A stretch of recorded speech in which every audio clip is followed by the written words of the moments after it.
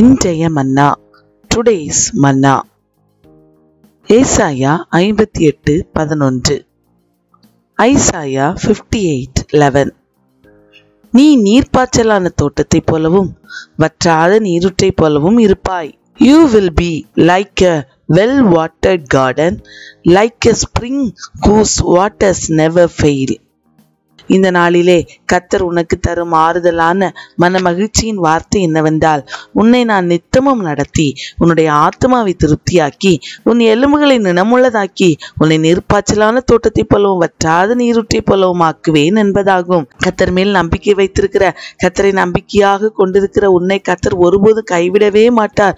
ஒருவேளை நீ மகா வறட்சியான அனுபவத்துக்குள்ளாக கடந்து சென்றாலும் அந்த வறட்சியிலே திரட்சியை தந்து கர்த்தர் உன்னை நடத்துவார்.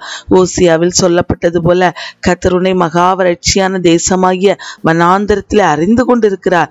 நீ கடந்து செல்கிற பாதை அவருக்கு நன்றாக தெரியும். அந்த வறட்சியான பாதையிலும் நீ அவர் மேல் உன்னுடைய நம்பிக்கையை பலப்படுத்துவாயே, ஆனால் உன்னை நீர்ப்பாய்ச்சலான தோட்டத்தை போலவும் வற்றாத நீரூற்றை போலவும் கர்த்தர் உன்னை மாற்றுவார். இந்த வார்த்தைகளை விசுவாசித்து அவரை அதிகமாக துதித்து மகிமைப்படுத்து.